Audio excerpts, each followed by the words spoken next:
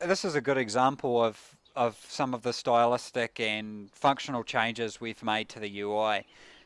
The whole aim is to be going with a much more simplified approach than with previous products like Arma 2 that DayZ, the mod, was based on. A good example is, configuring the options and things like that. It's much simpler. So that's Matt walking around, and it's me on the camera. How you doing, Matt? I think you can wave, man. Did I wave? I can't even remember the wave key. Yeah. Yeah, okay, I can't remember. Okay, total video blog failure. I can't remember the wave key. So what Matt's going to do is he's going to show the clothing stuff. So, Matt, if you maybe here as he's going to put on some clothes. So if you just hold there for a second, Matt, stand up and maybe give us like a little twirl or something. So what Matt's done is he's put on a lovely red hoodie. What a beautiful item.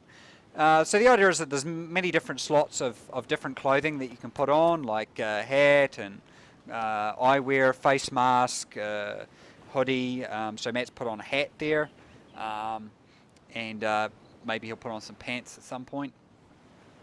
But I don't want to.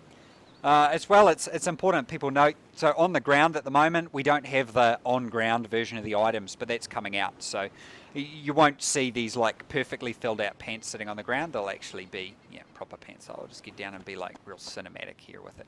Give me your best like model pose. Yeah, check that out. So really, this was one of the ideas of Ivan. He wrote to us when he was in prison in Greece, and he wanted to include some areas that we really hadn't experienced before with Chernarus. And he thought that a swamp would be a great way to kind of mix it up a bit and add in a new, different type of playstyle. Yeah, so this making Chernarus really fit the whole DayZ thing has been obviously quite a key focus for us, and definitely having that in the map design is really something we wanted to have a lot more of. So there's a lot of these areas, and we've got huge plans. There's a lot of new areas, new facilities and stuff to come across that we've really wanted to put in. So this is kind of just the start for us, and it's one of the exciting things that we're able to do with the project. It's not just to add features, but also to add add new areas and whole new areas of content as well. Much work in progress. This is the first day we actually have it, but we've added Utes, which is one of the smaller islands, or Utes, I don't even know how it's pronounced. The smaller island that shipped with Arma 2, we've actually added it to the world, which was a request that came from 4chan. Am I even allowed to say that word on a video blog? I'm not sure I am. But so thank you, 4chan. So the idea is that loot can spawn like behind an object, like you see this can here. So you really have to get quite dynamic about looking around and trying to find the items. So it's really it's a totally different totally different experience. So I'll grab that because I really like my beans. So yeah, I think it's really going to radically change the whole way that that DayZ is played. I think people will. Yeah, it is going to have a big effect on things. I haven't actually configured this building yet, but you can see we've opened up some of the cupboards so that stuff can be put inside there. People are probably also noticing we've improved the way the things move and stuff like that. But having items underneath chairs and around tables, I think it's really going to add we can even put it inside basins and stuff like that. So it's really going to have that feel like you're actually scavenging an environment. The idea is that we're actually going to spawn all the loot on the server, and so when loot spawns, it'll spawn at the start of the mission, and as it gets cleaned out, the server can respawn it as needed.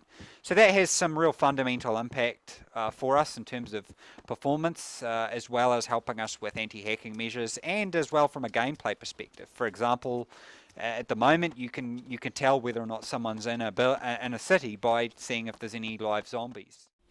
Can I have a key? Can I pay for a key? No, you can't. Please. And we're cutting that.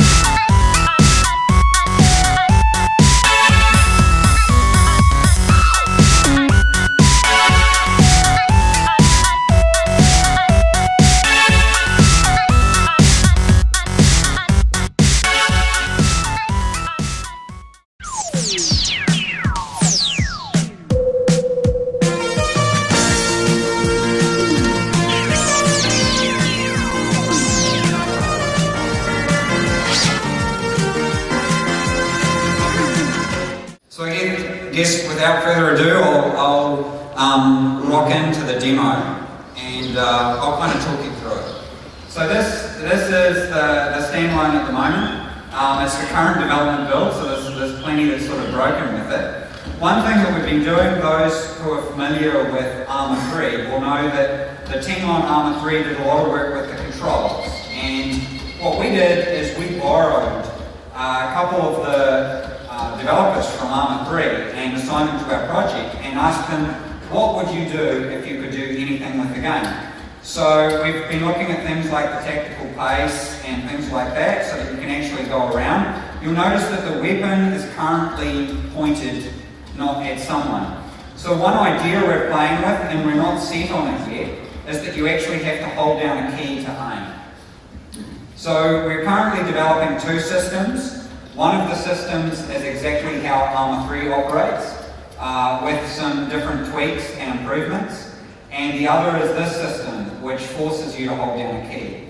The reason this is our currently favoured system is because we believe it will help prevent the sort of kill on sight mentality and things like that. So that's why this is kind of our favourite at the moment.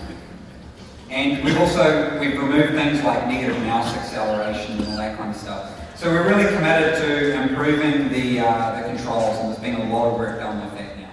What art would look like in a game if you let programmers do all the art. So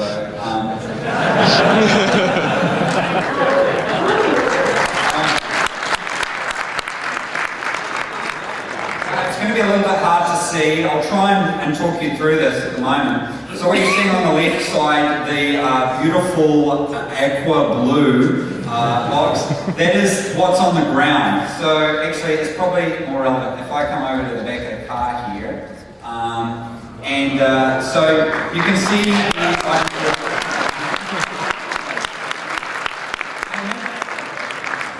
maybe we don't need art. So Jurka is one of our programmers in the Czech Republic. Now, Jurka is a huge fan of online RPGs and stuff like that. He plays a lot of Lord of the Rings online. So he's been doing a massive amount of work on this. So you won't be able to see it because of the contrast, but when that little box turns green, it actually expands below it, and you can see little items. So I'm going to put some items in the shirt that's on the ground there so that you can see me fill it up. So you can see I can like open and close it there. Now, this little green panel, these little green panels here, these are only temporary, they'll disappear. We actually want to have it so that you actually drag and drop off your character's avatar. But that's, we haven't currently got that working, so at the moment, we've got those little boxes. So I can drag that off, and I can actually drag the shirt on, and then all my items are in here. And then I'm going to get a drink.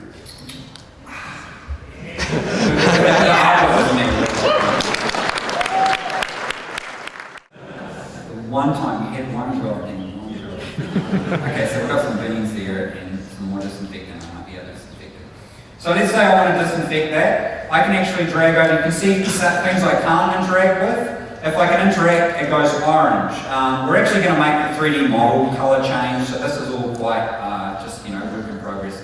It brings up a context menu and I can I can craft it. So the idea for anyone who's played Space Station 13, we're going for that kind of level of crafting. So if I have a look around some of these buildings, hopefully I might find some more stuff. I'm going to take that off and I'm going to put on a beige baseball cap. So, I guess another thing I'll quickly cover off on is the quick action bar here. So I can put my weapon away if I just push the one key and I can bring it back. So we wanted to give a lot more customization. So if I remove that, how do I do that? Yeah, like that. And then put it on this key. I can then push 5, puts the weapon away, I can run around, do my thing, and then push it out.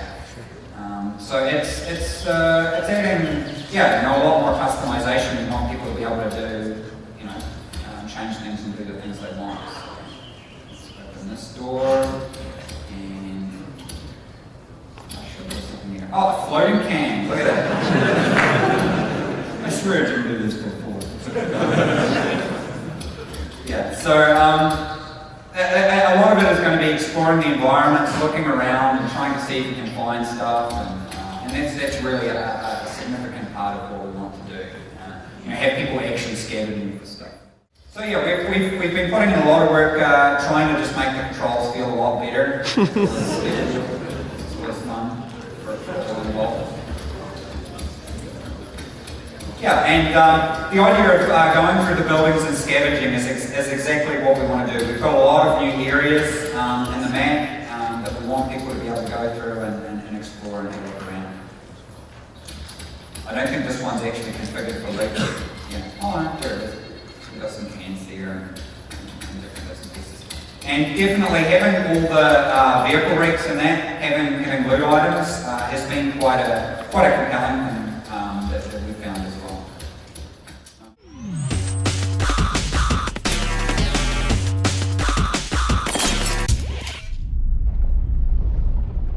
So as we've seen this, this is work that Senshi's done. He's done work on the road textures and made them look more damaged. We've got vast amounts of enterable buildings, and it looks more plausible. It looks like a real town. And we've got our industrial complex up there. So yeah, I'll just show you through our camera one of the new industrial buildings we've got. A machine factory. So I think we showed this in one of the dev blogs. So as you can see, we've got machines working. I say working, machines there. We've got some offices with looting. And yeah.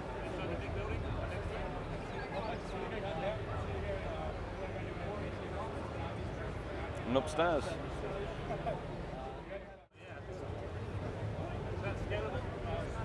Yep, so this is scalable. That was scalable in Arma 2, I think. Right. What's inside the building to the left? Pardon? To the left of the chimney. Again, that one isn't enterable. That one is. Yeah. I'd love it if you guys did some sort of helicopter mod where you can literally like be a helicopter cameraman. This is a project that you started working on yourself a number of years ago. Obviously, it was initially a mod for Arma 2. It's grown legs. It's even had the flattery of being completely ripped off by somebody else, which we won't talk about. But this obviously is the standalone version, which you guys are doing on a completely new engine. Just tell us, what are the fundamental differences between this and the DayZ that people will know from the mod? Sure, I guess the biggest thing is that so Arma has a background as a first-person shooter for a long time.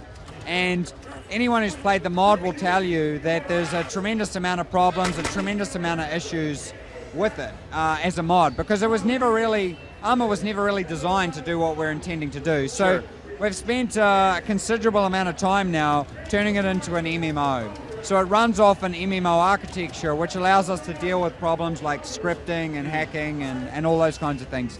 It also allows us to adjust performance, having a lot of things occurring on the server. Yeah. So let's talk about mechanics then. The in and outs of DayZ are what really make it what it is, like mechanically how it operates and the sort of specific rules that you guys have. What are you adding to the experience that people won't have had in the mod? I guess one of the biggest changes in terms of mechanics is the inventory system. So that was another thing we revamped as it was going to an MMO. We basically allowed it to create items as entities, so we're able to do so much more with them. We're able to do weapon customization, item degradation, and our crafting system, which we're quite proud of. So you can only see the very basics of a lot of these systems here because we've built all the architecture, but we haven't actually linked the content up and configured the content. So yeah, it's definitely one of the things I'm most proud of that we've changed is, the inventory system. And I think that new mechanic is crazy.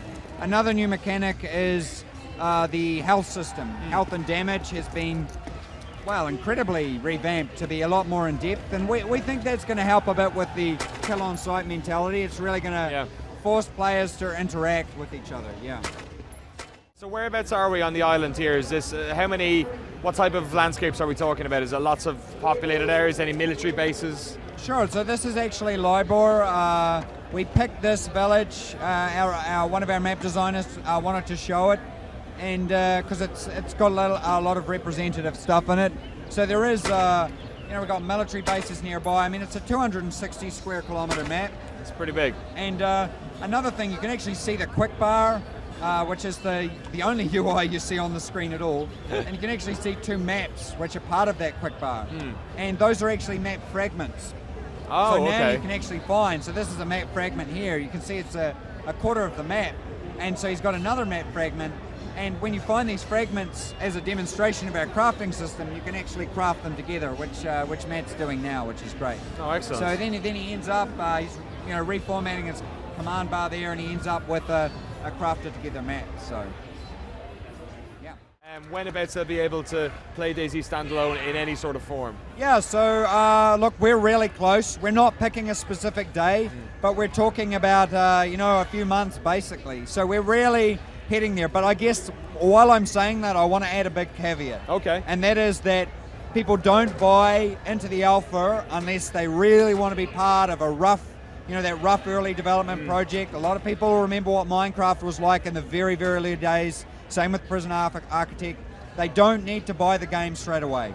They can wait a little bit, maybe till the end of alpha. They'll still get it at the same price. It'll only increase in price when we head towards the beta. Okay. So our alpha process is for those who are happy with all the little bugs that we've seen in here today. It's and like the big bugs. community QA kind That's of. right, community QA. Yeah, we're going for a very low price. Yeah. Awesome. Well, thank you very much for joining very me much. today. So you can see in here at the moment we've got some debug data up in the top right, which is telling you about the hunger and thirst values, which are based on what we've researched for things like how many calories a human would normally use, all that kind of stuff. It's also clued in with sunshine. So if your character's warm and has been in the sun a lot, then you're going to use less calories than if you're in a very cold and you've been walking around and haven't been in the sun, all that kind of stuff. And a lot of people have been asking me whether you can just double click or drag and drop. You can double click as well.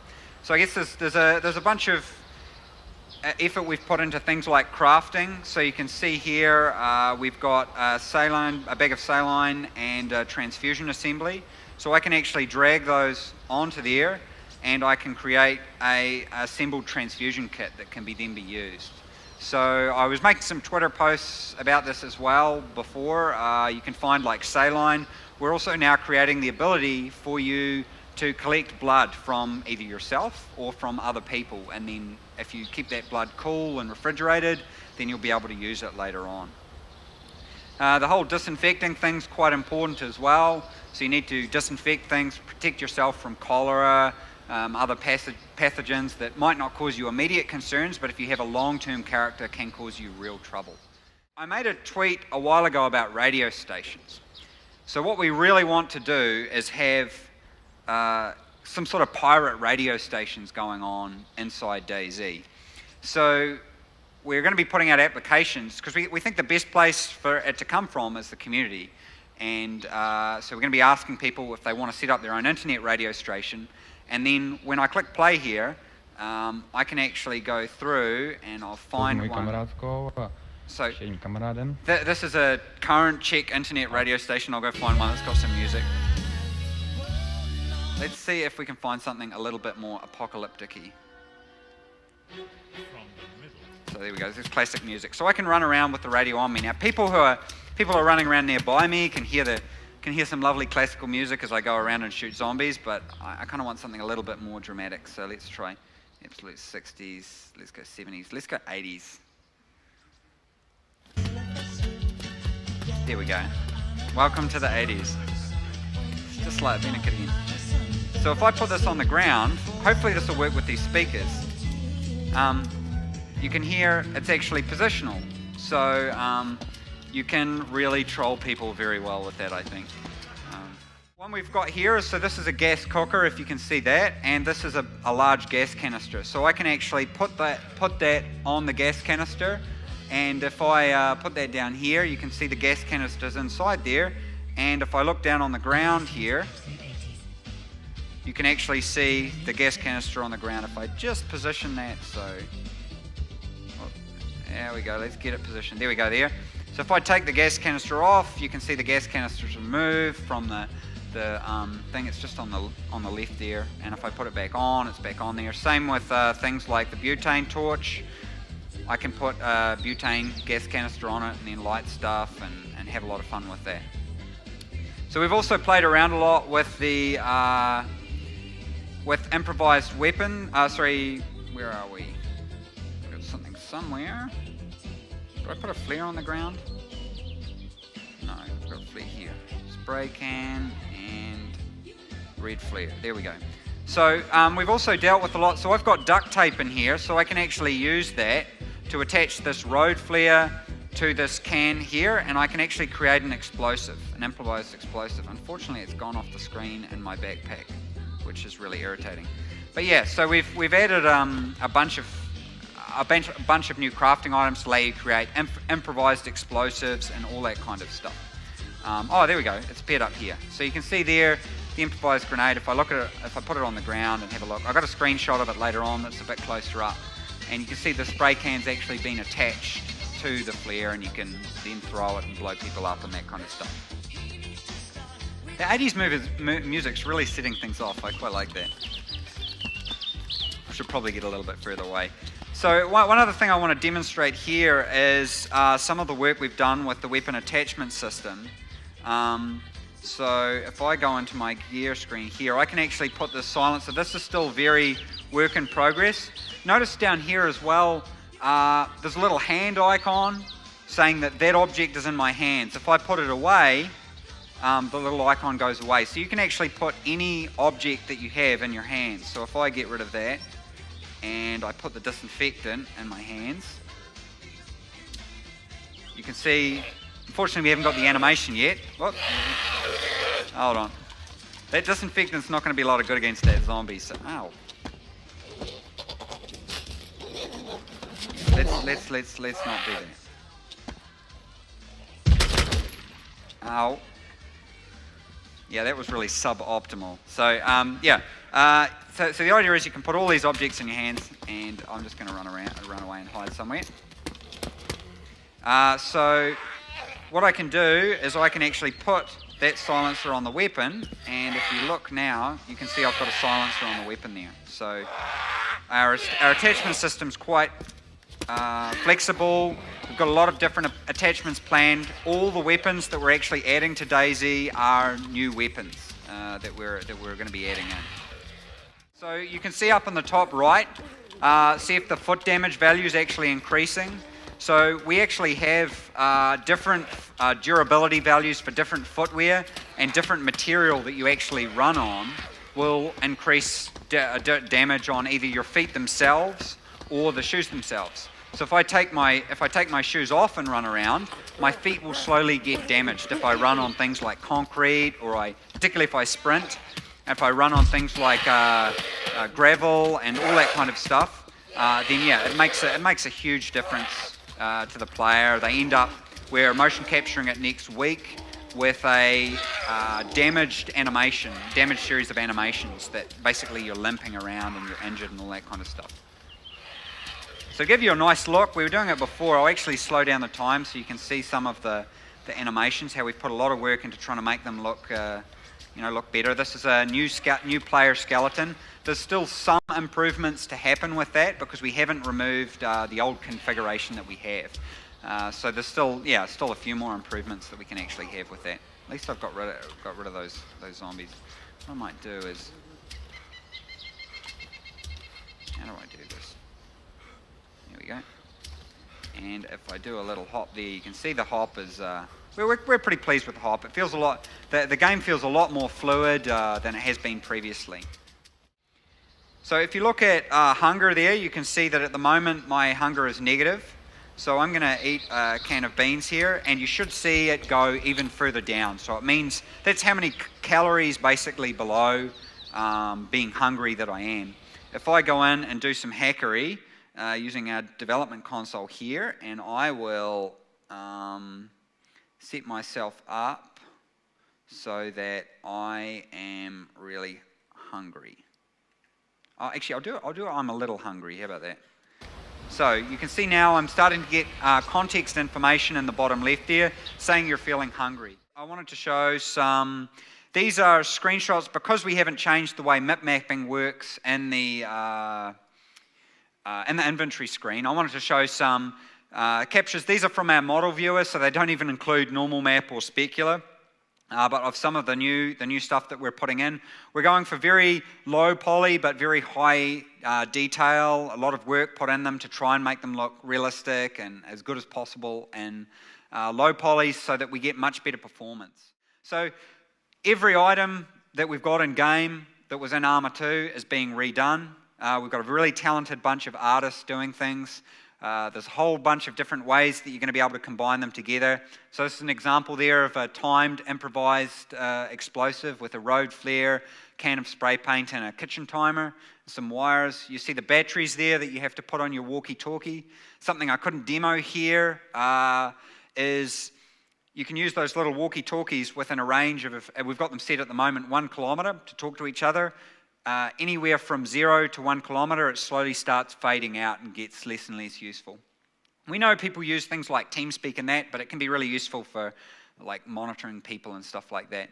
And this is, some of the examples of the IV starter kit and stuff like that. So what we're actually working on at the moment, this is saline here that you can use to increase someone's blood pressure if they've lost a lot of blood, but we're also doing the same thing with having a kit that you can actually collect blood from yourself, collect blood from other people, and we're experimenting with the idea of having a blood test to see, you can get this little cards in real life that you can find out what blood type you are, but a lot of this stuff is still, I guess, experimental. We really feel like we have to get the alpha out and start getting player feedback on where we're at here.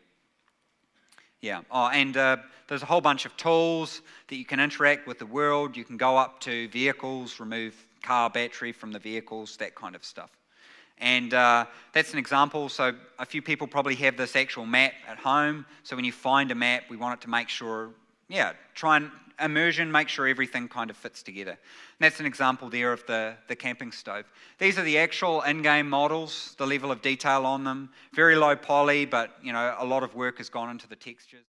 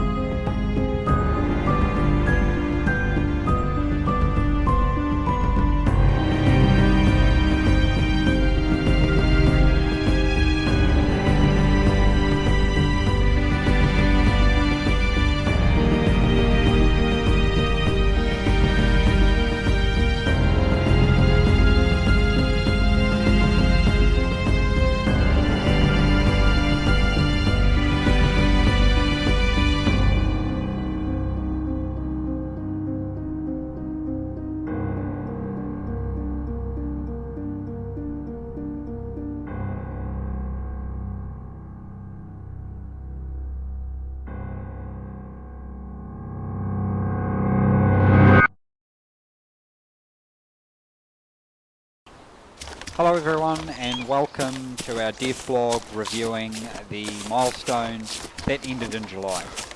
So this milestone, the idea is to prepare and see if we can actually release a alpha based on this milestone, and the results were no.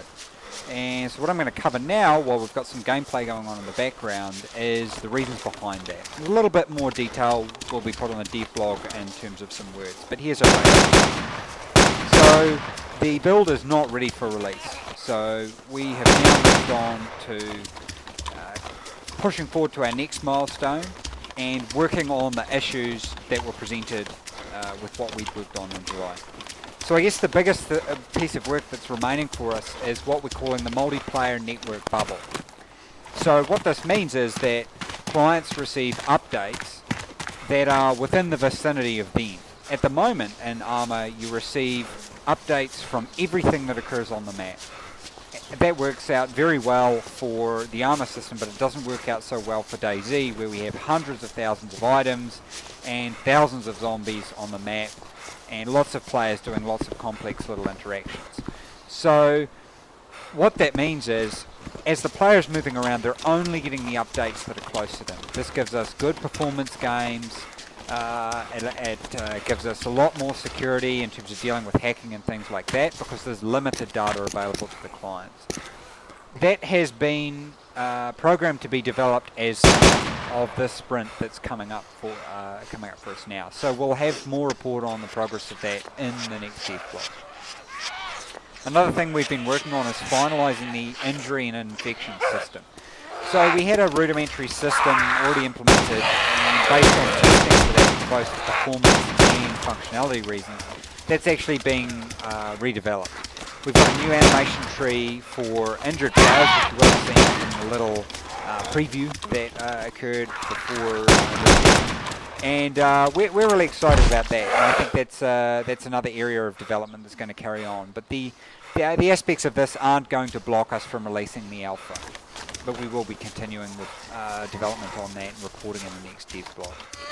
One big area of development has been database and security metrics and things like that. So we're redeveloping the loot spawn system to be central server managed, and we're also preparing the database for a wide release. You know, it's got to handle a large number of players and connections. So that's receiving a significant area of development as well. Finally, I guess one of our biggest areas of development beyond all this is stability, and this has been greatly improved in the last weeks, and I'm sure those of you who've had a chance to talk to the people who've been testing, they will tell you the same thing.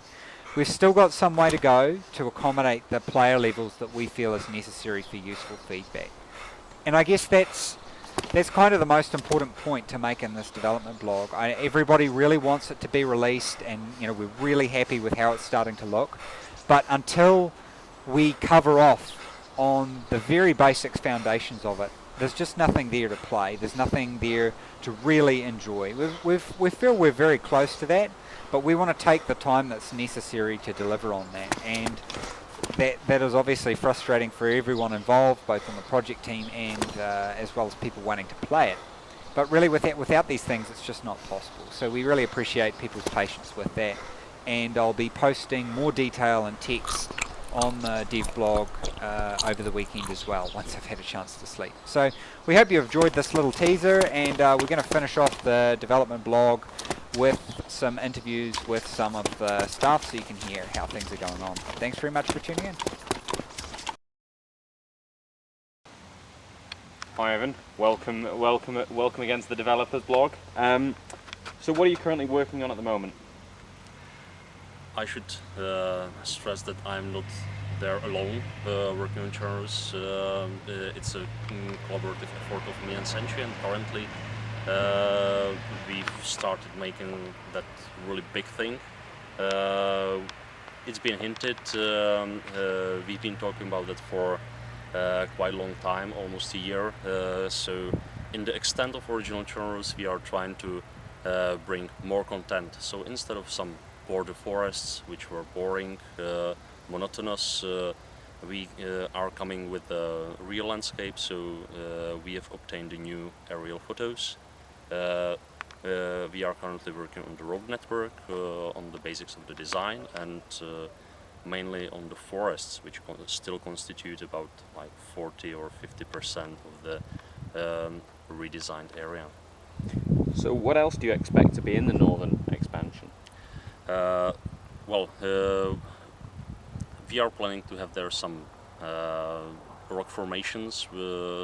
If you've seen our latest development blog or the photos from the visit to Chernarus, we have visited the nice sandstone rocks, so we took some inspirations there. Certainly plenty of new cities, villages. Hopefully we will expand the railway network as well.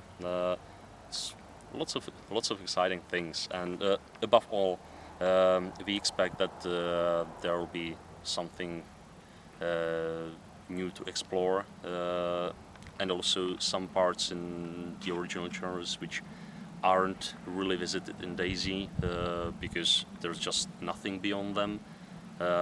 Will get some more attention from the players. Okay. Well, let me introduce Honza Absalon. I like his nickname, Absolute. Virgin Russian. And what we have here is a little bus station ticket office, and it's one of the real artifacts from the real life Chernarus. As we can see on the monitor, which is currently obscured by Honza, we also have the reference photos, and we are trying to recreate this as faithful to the original as possible. But of course, we will not put it just in a single location, but with this ticket office, we can build, for example, a bigger coach station in downtown Chernogorsk or in the bigger cities, because that's what I always like to do and what I would like to promote in Chernarus for DayZ. Those real-life infrastructures we all know, like bus stations, arranged in a realistic pattern, so that we will probably figure out where the particular lines were going. Maybe we can take a look in the interior, if it's possible, or just show some details. Yeah, I remember when I was a kid, we were setting off from this place to trips around. Well, the interior is pretty simplistic, but it's still lacking some of the maps, I suppose. Cool, awesome.